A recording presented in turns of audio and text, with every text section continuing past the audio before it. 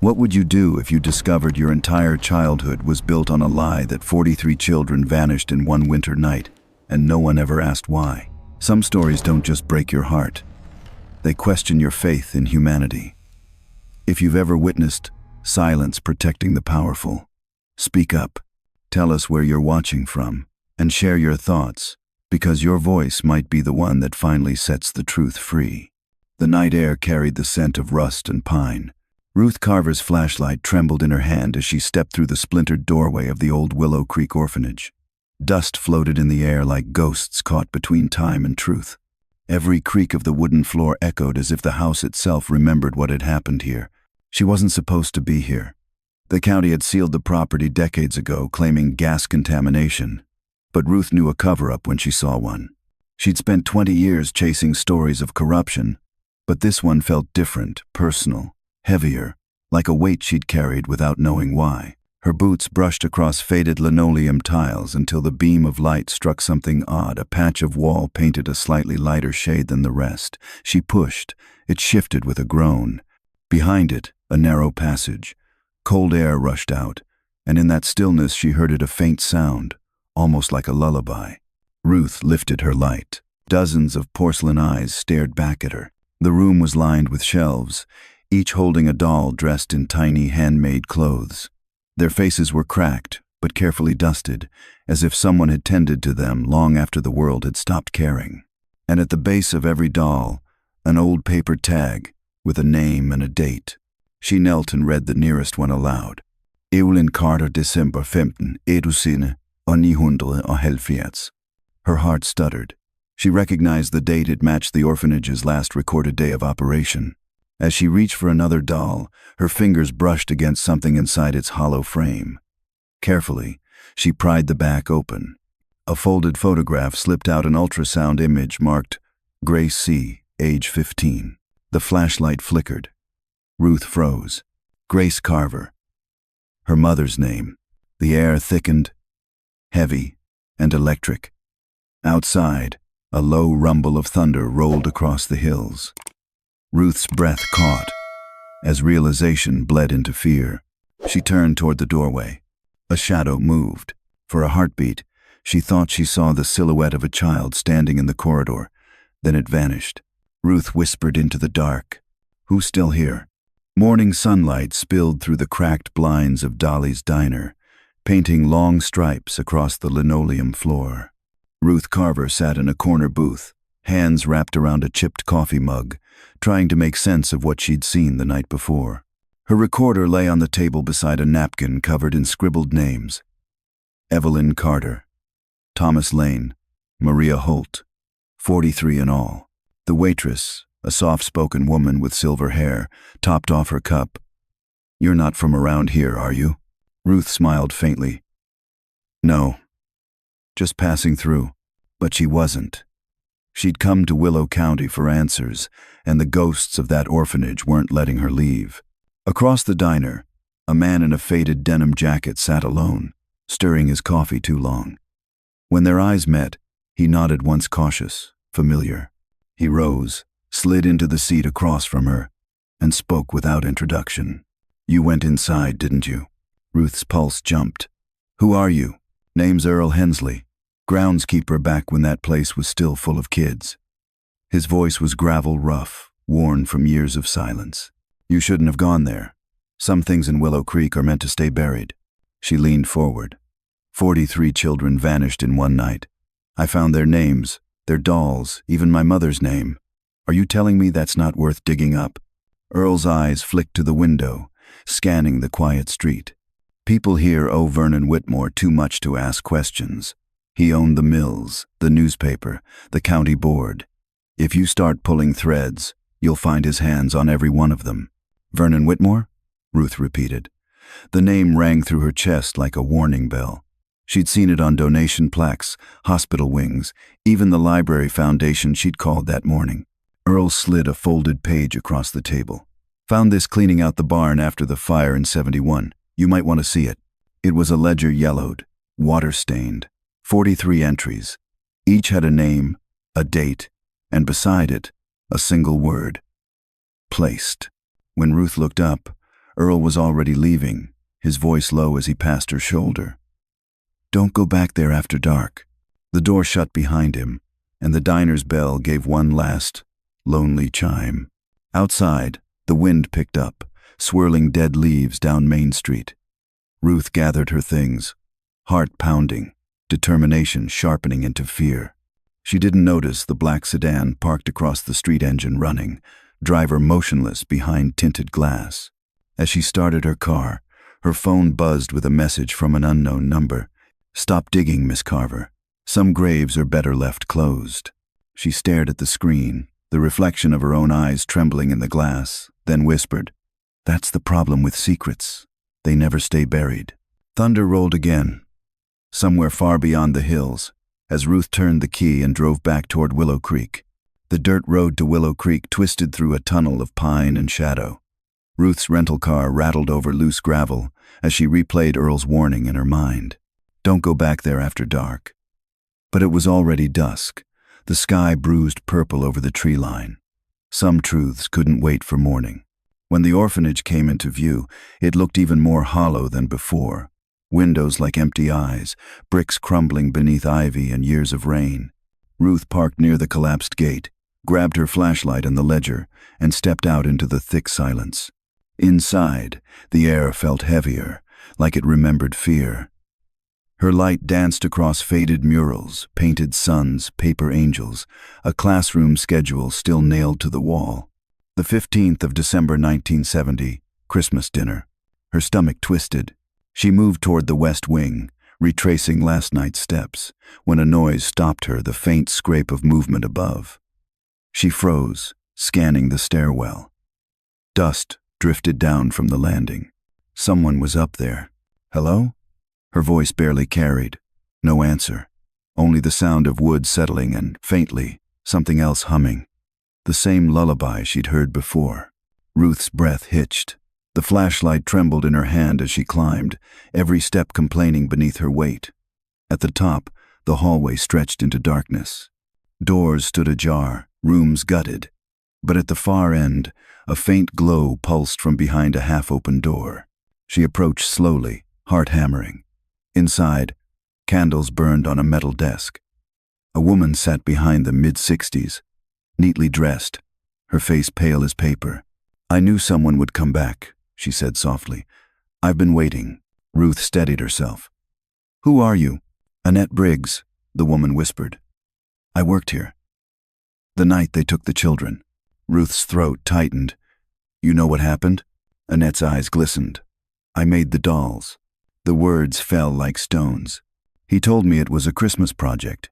Said the children could put their treasures inside keepsakes to collect after their visits. They were so excited." She gripped the edge of the desk, but they never came back. Ruth pulled the ledger from her bag and laid it down. 43 names. My mother's among them, Grace Carver. Annette's expression broke. Grace, the pregnant girl. He called her a special case. Who? Vernon Whitmore. The name chilled the air. Annette leaned closer. He said he'd found homes for them. But I saw the trucks that night. No agency, no records, just men loading children like boxes. Ruth swallowed hard. "Why didn't you tell anyone?" Annette's hands trembled. "I tried. He had me committed, said I was delusional. When I got out, he gave me a job, right under his thumb. 40 years of silence." Lightning flashed outside, throwing their shadows long against the wall. Annette pressed a small key into Ruth's palm. "If you really want to know, find his house on Hollow Ridge Road. There's a safe in his study. That's where he keeps what's left of them." Ruth looked down at the key, feeling its cold weight. When she glanced back up, Annette was gone, the candles still burning, the chair empty. Her flashlight flickered once more, then went out. Somewhere down the hall, a door slammed shut. For a heartbeat, Ruth thought she was dreaming. The voice was faint, tremoring through the dark hall like a memory trying to find its way home. "Mom," she whispered. Her flashlight flicked on again, weak but steady. The beam cut through the black and landed on a woman standing at the far end of the corridor, thin, gray-haired, wearing a faded blue robe. Her eyes, though clouded with confusion, were unmistakable. Grace Carver. Ruth froze, unable to breathe. 40 years of absence collapsed into that single moment. "Mom, it's me, Ruth." Grace blinked as if the name hurt to hear. "No, my baby died," she murmured. "They told me she died." Vernon's voice slid in, smooth as oil. "She's confused, Miss Carver. Always has been. That's why she's under my care." Ruth spun toward him, fury shaking her. "You drugged her. You locked her away." He took a step closer, raising a hand as though calming a child. "I gave her peace. The truth would have broken her long ago. You'd be wise to let her rest." Grace's gaze flickered between them, fear dawning in her eyes. "Vernon, you said my daughter." "She's fine," he interrupted sharply. "You just need your medication." Ruth reached for her mother. "Don't listen to him. He lied to you, Mom. I'm alive. He sold you. He sold me."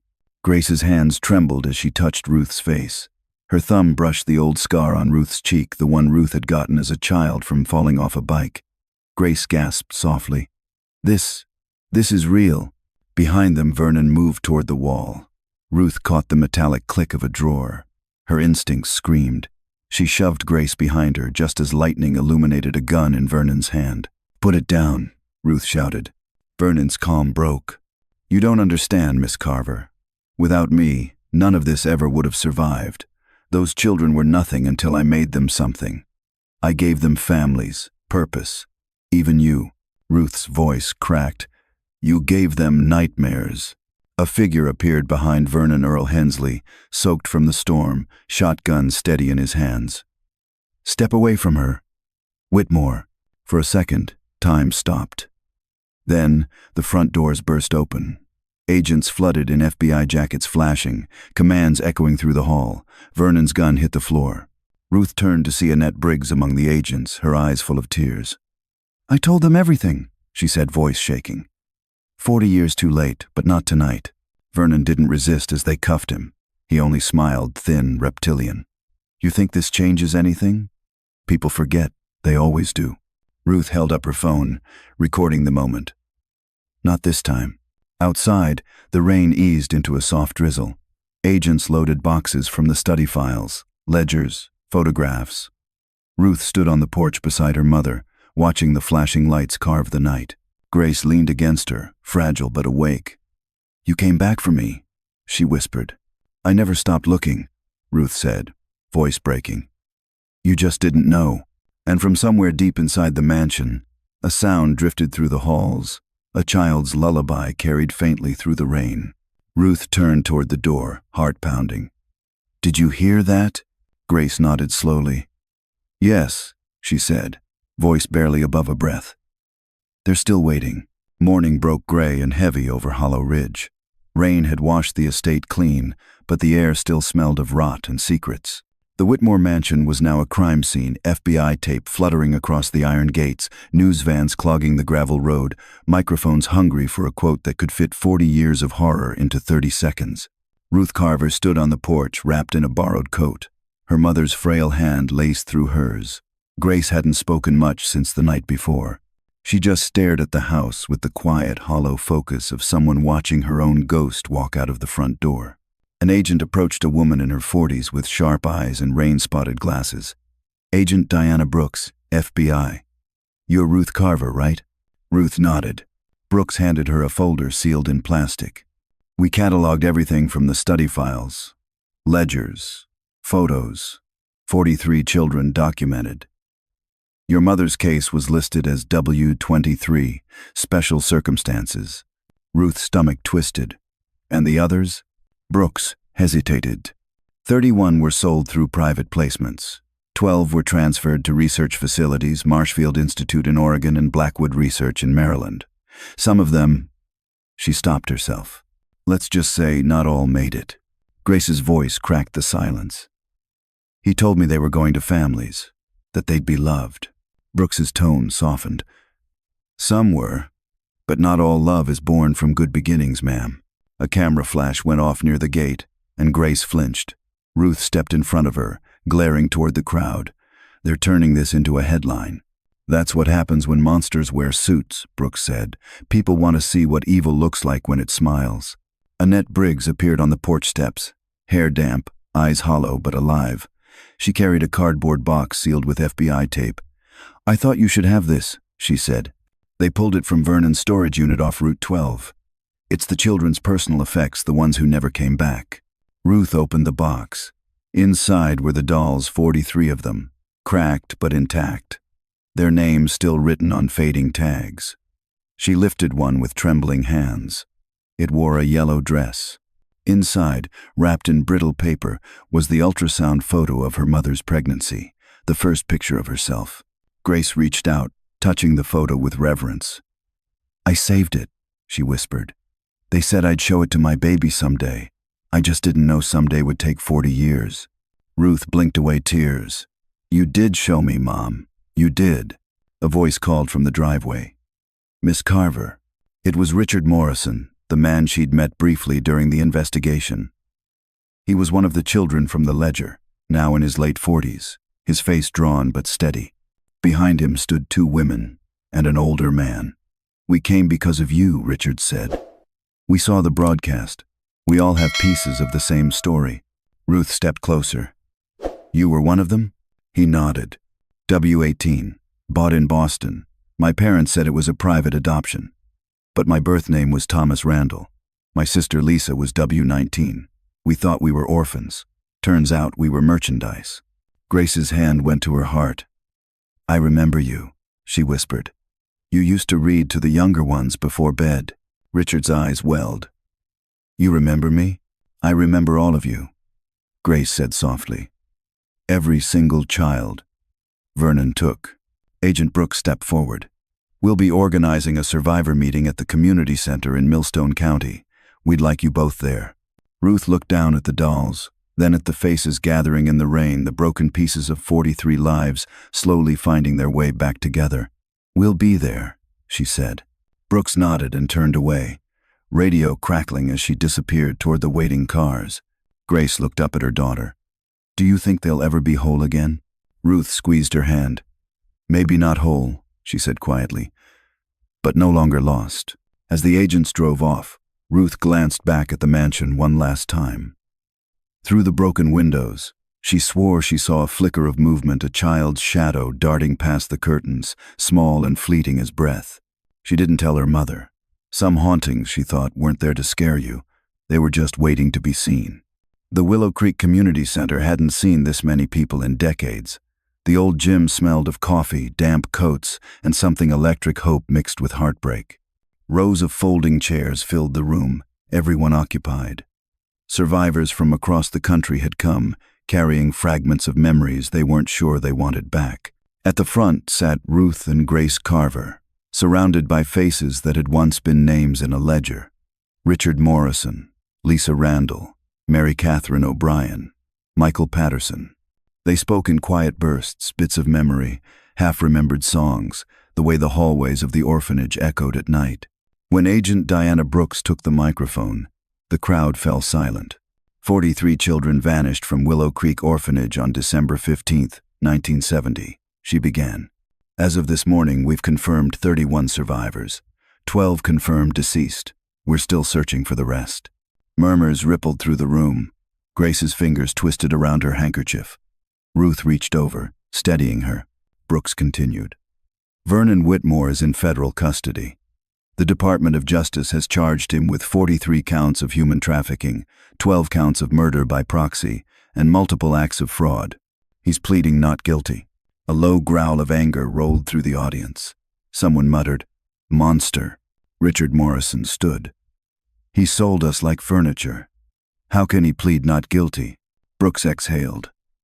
"Because men like him always believe what they did was business, not sin." The microphone passed from hand to hand. Lisa spoke first. "I don't even remember leaving that night. Just bright lights and someone saying, 'Be good. They're your new family.'" Mary Catherine's voice trembled. "They told me to put my Bible in the doll so I wouldn't lose it. I never saw it again until now." Ruth opened the box beside her. 43 dolls, each carefully tagged and catalogued, waited to be returned. The survivors came forward one by one, touching the relics of their lost selves. Some wept, some simply stared, too hollow for tears. Grace watched, whispering the names like a prayer. Tommy, Alice, Catherine, the twins. A reporter approached Ruth quietly. "You're the one who exposed Whitmore, right? What made you start digging?" Ruth looked around at the faces, adults who had once been children waiting to be chosen. "Because my mother was one of them," she said, "and because truth only dies if we stop looking." Applause rippled through the hall, soft but rising like a tide. For the first time, the survivors weren't just victims, they were witnesses, anchors of their own history. After the meeting, Ruth found Annette Briggs standing by the exit, staring at the rain beyond the glass doors. She looked older, smaller somehow, but her eyes had a light that hadn't been there before. "I saw your testimony," Ruth said. "You were brave." Annette shook her head. "No, just tired of being afraid. I spent 40 years keeping secrets for a man who ruined lives. I won't let him have another day of my silence." Grace approached, her voice gentle. "You saved those children in the end, Annette." Annette smiled through tears. "I should have saved them then." Ruth placed a hand on her shoulder. "You're saving what's left now." From across the room, an agent called out, "Ruth, there's something you should see." He handed her a tablet showing a live courtroom feed. Vernon Whitmore sat in a wheelchair, his lawyer whispering into his ear. The judge was reading charges. And then, to everyone's shock, Vernon requested to speak. His voice crackled through the speaker. "I don't deny what I did, but I didn't act alone." The room went silent. Ruth's pulse thundered. Several of those families, Vernon said, knew exactly what they were buying. Wealthy people, respectable names. They paid extra for discretion. Gasps spread like wildfire. Grace covered her mouth. Richard whispered, "He's naming them." The camera panned to the courtroom, where Vernon began listing names, business leaders, judges, politicians, people whose reputations would crumble in seconds. Ruth closed her eyes, the room spinning. The story wasn't over. It was bigger, darker, deeper than she'd ever imagined. She whispered to her mother, "He's not just falling. He's taking half the county with him." Grace's voice trembled. "Then we have to stand taller." Outside, thunder rolled again over Willow Creek. But this time, it sounded less like a warning, more like an ending coming undone. A year later, Washington, D.C. shimmered under the pale light of early spring. The National Museum of Justice had opened its newest exhibit that morning, the Willow Creek Children. Crowds moved slowly beneath glass cases holding documents, photographs, and the 43 dolls once found in the orphanage basement. Each tag now bore not just a name but a story. Ruth Carver stood near the center display beside her mother, Grace, watching people pause and whisper. The plaque on the wall read, "They were never lost, only forgotten, until someone remembered." Grace's eyes glistened. "I never thought we'd see this day." Ruth smiled softly. "Neither did I, but truth has a way of surviving." Nearby, a group of school children pressed close to the glass. One little boy pointed to a cracked porcelain face and whispered, "She looks sad." His teacher replied, "She's not sad anymore. She's been found." Annette Briggs appeared beside them, dressed in quiet gray, her hands clasped together. "You did it," she said to Ruth. "You made them remember." Ruth shook her head. "We all did. The ones who spoke, the ones who testified, the ones who lived long enough to be heard." Flashbulbs popped as journalists circled the exhibit. On a small stage, Agent Diana Brooks addressed the crowd. "This isn't just history, it's a promise. Every name you see here represents a child who mattered. Every silence we break keeps it from happening again." Grace leaned close to her daughter. "You think they'll really remember? In 50 years? Ruth's voice softened. "If they don't, I'll remind them." The ceremony ended, but Ruth lingered. As the room emptied, she noticed something resting on the corner of the display case, an unmarked envelope. No one had seen who left it. Her name was written across the front in neat, old-fashioned cursive, Miss R. Carver. She tore it open. Inside was a single Polaroid photograph, grainy, color-washed with age. It showed a group of children standing in front of a weather-beaten wooden building. Behind them, a mountain range rose sharp against the horizon. Scrawled on the back were 4 words, Route 23, Utah. 1971. Ruth's pulse quickened. She studied the faces 10 children, some smiling, some blank. But one in the center caught her breath. A little girl holding a yellow-dressed doll, identical to the last one found in Vernon Whitmore's collection. The 43rd child, the one still officially unaccounted for. Grace looked over her shoulder. "What is it?" Ruth turned the photo so her mother could see. "Proof," she said quietly. "They didn't all disappear that night. At least one of them survived." Annette approached, curiosity flickering in her eyes. "Another clue?" Ruth nodded. "Maybe more than that. The handwriting, it's not Vernon's. Someone wanted me to find this." She slipped the Polaroid into her coat pocket. Outside, the museum steps glowed gold in the fading afternoon light. Reporters waited below, cameras ready, shouting her name. Ruth paused at the door and glanced back at the display one last time. 43 silent witnesses staring through glass, forever telling their story. She whispered, "You're not forgotten. Not one of you." Then she took her mother's hand, walking into the crowd. Grace squeezed gently. "So where do we go now?" Ruth smiled faintly, eyes fixed on the horizon. "Route 23, she said. "I think they're still waiting." The camera would have followed them down the museum steps, 2 women walking into the wind, framed by the echo of children's laughter and a haunting lullaby carried faintly on the breeze. Fade to black. Text appeared on screen, inspired by true events. 43 children vanished in 1970. 31 found. 12 lost. Their story became a promise never again. And somewhere in the Utah desert, a forgotten cabin waited, sunlight flickering through its broken window, a single yellow-dressed doll sitting upright on the dusty floor, eyes open, as if listening. The Willow Creek Children is not just a story about crime, it is a mirror held to the soul of a society that too often forgets its weakest voices. It reminds us that evil rarely begins with monsters. It begins with silence, with the moments we choose to look away. The story speaks to the enduring power of truth, how even after decades of lies, one small act of courage can reopen the doors of justice. Ruth and Grace's journey shows that memory is not a burden, but a form of resistance.